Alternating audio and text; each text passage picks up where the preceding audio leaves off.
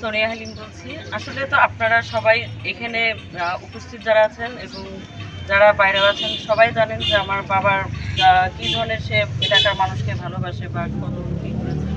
এগুলো আসলে নতুন করে বলার কোনো কিছু নেই। বাট আসলে সবাই আমরা আশা করেছিলাম যে মনোনয়ন দেওয়ার সময় যেহেতু 2018 সালে আমার বাবা পেয়েছিল এবং সে যখন নাকি ফ্যাসিস্ট সরকারের সময়ে সবাই যখন ভয় পাচ্ছিল রাজপথে যেতে বা এলাকাতেও যখন কারো সামনে দাঁড়ানোর জন্য ভয় পাচ্ছিল বা কথা বলতে ভয় পাচ্ছিল, উনি জাতীয়তাবাদী মুক্তিযোদ্ধা দলের সহসভাপতি এবং ঢাকা মহানগরের সভাপতি, উনি কখনো রাজপথও ছাড়েননি বা এলাকা থেকেও কখনো মানুষকে বা আপনাদেরকে ভালোবাসা থেকে উনি ছেড়ে যাননি।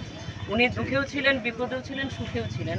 তো আমাদের আসলে আশা ছিল যে হয়তোবা দল থেকে তাকে মনোনয়ন দেওয়া হবে, যদিও দেওয়া হয়েছে, কিন্তু এটা যেহেতু চূড়ান্ত না, আমিও আপনাদের মতো আবেদন করব যেন অন্তত চূড়ান্ত সময় আমার বাবাকে দেওয়া হয়। আপনারা সবাই দোয়া করবেন যেন চূড়ান্তভাবে তাকে দেওয়া হয় এবং আপনাদের সাথে যে ছিল সে সবসময় আপনাদের সাথে আছে এবং ভবিষ্যতেও থাকবে ইনশাল্লাহ।